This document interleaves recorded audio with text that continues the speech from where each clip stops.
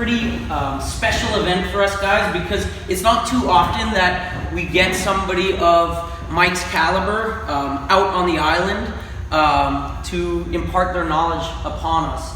Mike has an extensive grappling resume. He is a Andre Galvao black belt. He is a two-time no-gi world champion. He is the ADCC trials champion. He is one of the top no-gi and gi competitors, and it really means a lot to be able to have him out here to show his game to us. I had the pleasure of training with him at Atos. He taught some of the no-gi classes that I was there for, and after speaking with Professor Galvao and Angelica Galvao, they told me that Mike is their #1 instructor to cover the no-gi classes after Professor Galvao himself. So he's like one of the very top guys in the academy, and as you guys know, it's one of the best places in the world to train. So we're really lucky to have him out here. Really excited to just try and absorb every bit of knowledge he has. So just let's give him a warm round of applause.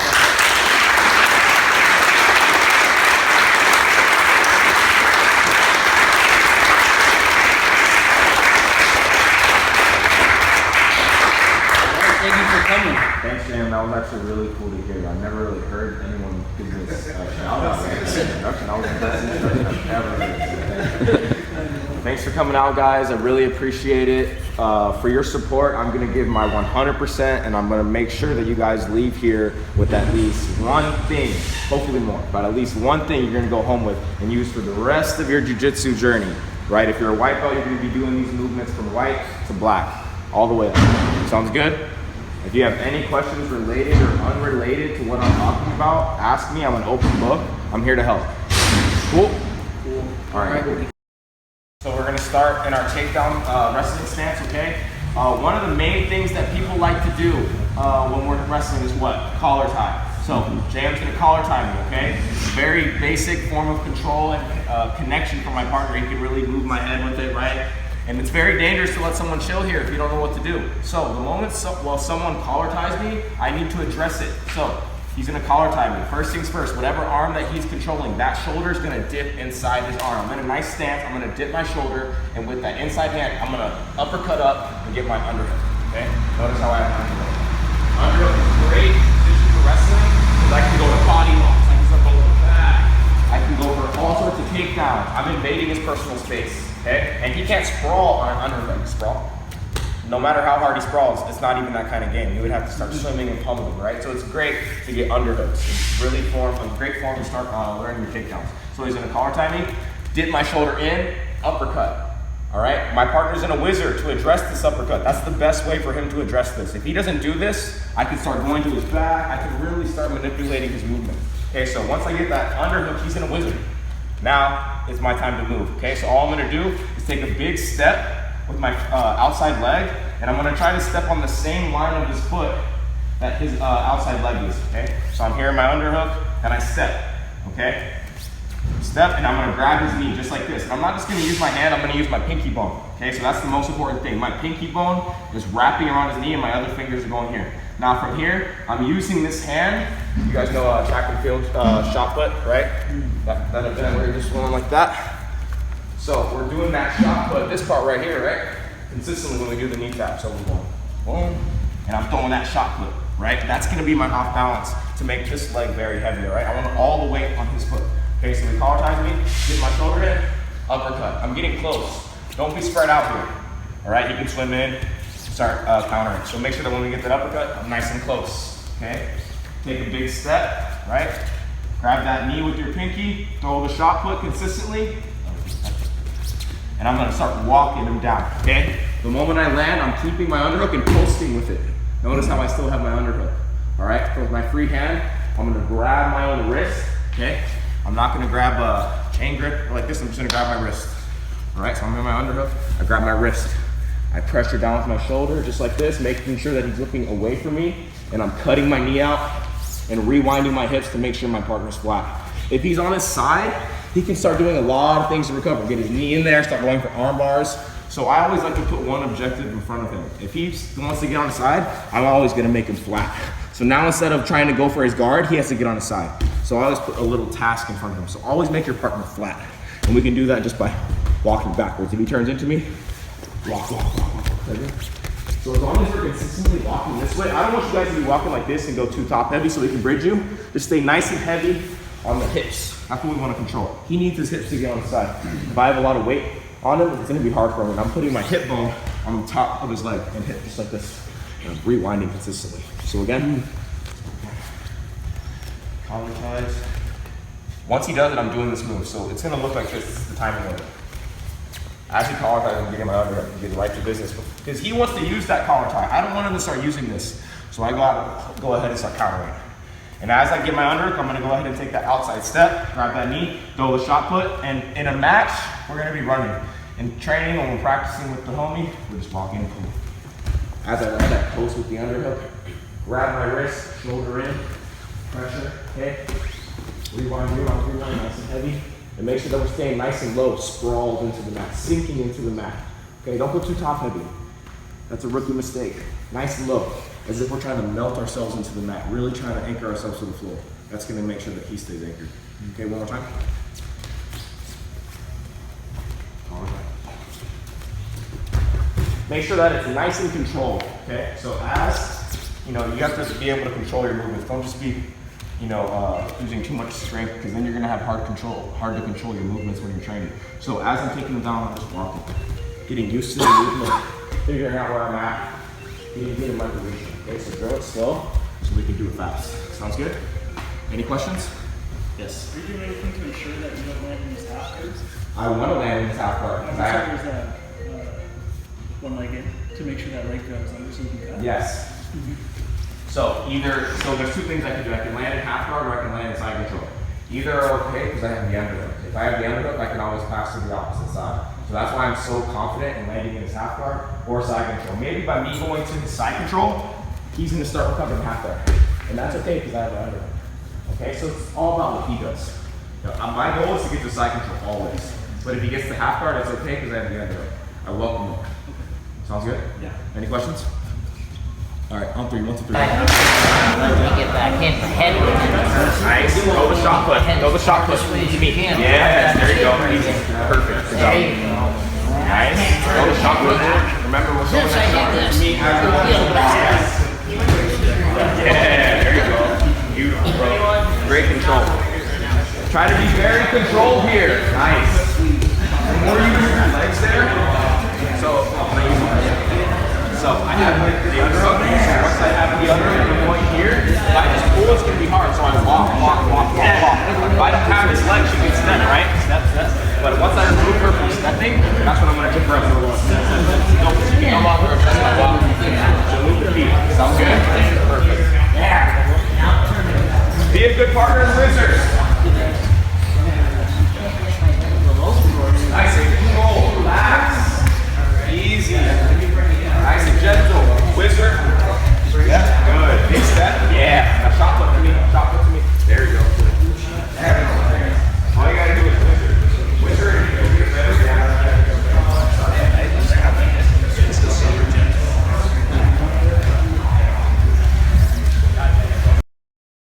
Turn the muscles off and just use your brain. So you can get good at reacting and you can really feel and think. Alright, so turn the muscles off and just relax. Of course, give good reactions, right? So if I underhook, if he's not going to whizzer me lazily, he's going to give me the reaction at like a gentle rate just so I can give him a feel. You know what I'm saying? So it's all about just flowing and relaxing. That's how you're going to learn the most. Cool? Alright, so he's in a collar tie me. If I can't clear this elbow and get my shoulder through, easy fix. Use my free hand, pop it, underhook. Okay, so I can't get my shoulder deep, he's turning his elbow in, pop the elbow, my underhook follows right suit. Okay, and make sure that we're going shoulder to shoulder. I'm invading his personal space. If I want to go body line, I can do that because I'm close. Don't be far away, all right? So again, I'm going here, and we got to start working. So as we get the underhook, we're already stepping. That's what we need to start training next. Underhook, big step. Underhook, big step, then the hand. We got to work on these micro transitions. This is the most important part. Because this knee tap is so high percentage that once I get there, it's an easy finish. So get good at getting there. All right, so now, I'm popping the elbow, getting my underhook, stepping. Now, Jan's gonna start sprawling this leg back, okay? And I don't have my angle anymore. So all I'm gonna do is I'm gonna keep my ear exactly where it's at, and I'm gonna glue my ear to his chest. I can't be spread out too long, so I need to act quickly. I'm gonna drop from my left hand to his hip. I'm gonna drop down to his leg, or on top of his thigh, okay? So I'm going from his hip to the leg. Now I'm just moving my legs to the other side, and I'm going double leg, other direction. Sounds good? So I'm going knee tap one way, he reacts, I'm taking double leg the other way. When I'm going knee tap, he's reacting over here, but nothing's over here anymore. All his weight is on this side. So I'm gonna keep my head in the exact same position, drop my hand, because I'm going to a double leg, move my feet until I'm in a great position for a head outside double leg, and I just start side shuffling to the side of the opposite of my head to get the takedown. Okay? When I'm in on that double leg, right, I keep my head where it's at, I drop my head, and now the only thing that's missing from me having a perfect double leg is just my leg being on the correct side. And now I'm going to be keeping my head, ear glued to his back, I'm looking at his shoulder, I'm side shuffling that way as I lift his legs, and I try to land in a nice half guard. That's the best bet. If I land somewhere like here, he can start getting his open guard, start getting all sorts of stuff. If I'm in his half guard, I at least know what I need to do. And that's get underhooks, keep him flat. It's a lot easier to control someone from half guard than single leg X, butterfly, etc. So I'm always trying to at least land half guard. Okay? It's almost like that would be the goal, just so he doesn't scramble back to his feet. And I have one leg of his in between my legs that I can just sit on and get my points. Instead of just me landing in his butterfly guard, right? And kicking you off. Yeah, exactly. Let's do that. So I'm going for the double leg, and I take him down. He gets some butterflies, and he starts lifting me up, and I lose my takedown. I almost just had him on the mat, right? So I'm gonna make sure that when I'm going for this double leg, look, go ahead and freeze. Finger stand up a little bit. Freeze yourself. Step in his guard. Predict where you're gonna land. If I step in his guard, look where I land. Half guard. I can figure four. Grab his head, right? Start going with the mouth. A lot of stuff. I'm controlling him rather than him scrambling out and getting up to his feet. Like with Dominic Cruz and Cody Garbrandt. Dominic Cruz kept putting Cody on the back. Cody would just pop back up. Dominic's tired now, right? Then he got beat up. Make sense? Let's see it again. So, I can't get the elbow through freehand. Big step and sprawls. I glue my head. So from here, I'm going to go ear to chest. Make sure our ear is literally fused in with his torso. All right, we need this head. This is going to be the beginning of our takedown. I drop from the hip to the leg. We're going to do this nice and slow. Circle, circle, circle. Now I'm in a great position as if I had just shot a double leg from here. Right? It's just like that. I'm just switching to it from my knee tap. I'm just moving my feet. Oh, look, I'm in a great double leg. Side chuckle, lift, land in half guard. Grab the head, get the underhook. If you want to get double underhook, that's even great because you could really chill here, take a break, right? Wait out the rest of the round. You won on 2 points. Go home. That's it, right? Any questions? Can Jaden square his hips while you're doing the shuffle across? Or is it just like... If he does, it's going to make the double leg a lot more powerful. Yeah, so look. Square your hips. Oh, yeah. He really off-balances himself. He needs to do a different reaction. I'd probably go all fours, You need honestly. to put my head on the inside. That's what you need to do. So if you want to down by this, and I'm here, put my head on the inside. Now I'm no longer there, and he can sprawl. Okay? So with that head inside, he can do that. But with the head outside, he can't sprawl. So you can give a lot of reactions. All right? Any questions? All right, on three. Wait. Be a good partner and sprawl that leg back. Remember, nice and slow. Relax and watch your space. All right, on three. 1, 2, 3.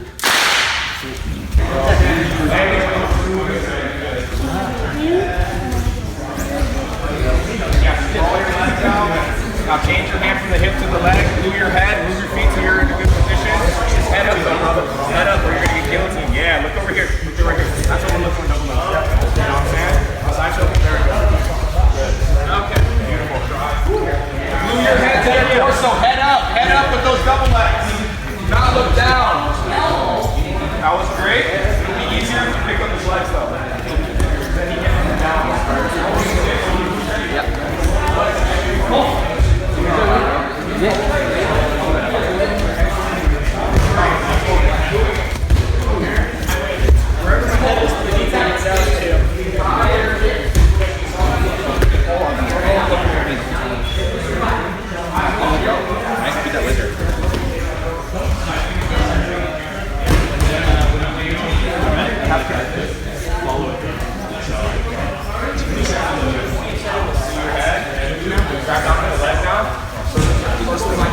Side shuffle to your left. Like this. Yeah, move your feet. There we go. Yes. The more you side shuffle, the faster she can take you down. So that was a lot of arm. That's good, but you don't want to use your strength, so move your feet. Side shuffle, that's going to make him fall easier. And then you don't even have to use your arm. Thank you.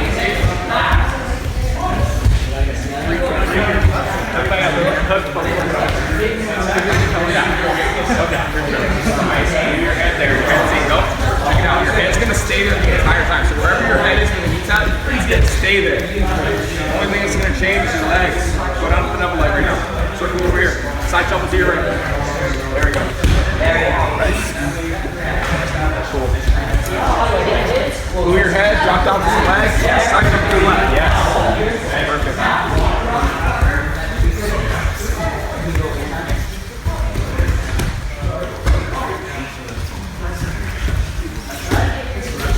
Head. Side shuffle over here. Yeah. Nice. Side shuffle.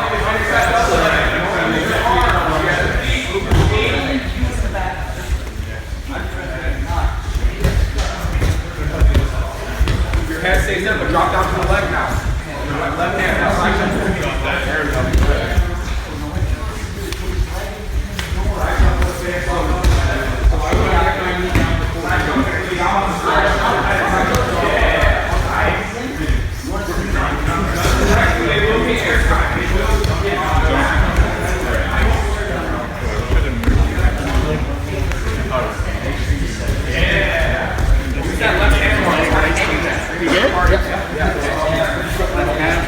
So you're just kind of hanging it. Your right hand was doing all the work. Your head. Good. Make sure for that knee tap. So that, I figured out what's up. Check this out. That knee tap, our head's here. So then I can start circling. Wherever my head is at the knee tap, it's going to stay there for the rest of the takedown. Okay? So make sure that it's a good place. You know what I'm saying? So definitely try to listen to his heart at least, right? You know that song? Okay. Yeah. Okay, so with that double leg, right? Remember, wherever our head goes for the knee tap, that's where the head's gonna remain for the entire takedown, okay? So I see a lot of people going for the knee tap, and when they switch to the double leg, they like kind of duck their head and come here. I don't wanna do that, all right? The only thing that we're moving is our feet. Now watch my head. I'm on the left side of my face right now. I'm gluing it. I'm gonna circle, circle, circle, circle, circle. Look how my head starts changing and rotating. Now I have a completely different angle. Even if it's here, I can still drive with this head position right here. Look how I can make the move. Okay, so you're just trying to off balance them with your head. And you gotta flow with it, right? So wherever my head's gonna be, it's gonna be. Okay, so we're going here. Head's glued. Dropping down double leg, circle, circle, circle, circle. Look how my head rotates. Now I'm kind of in like a spear double position, which is great. Jordan Burrow style circle. From here, now we can start side shuffling before running. All right. Either one works. Okay? So that's that. Keep that in mind. Keep your head in the same position and rotate your legs. Your head will rotate and you don't really have to do any ducking or changing the level of your hips.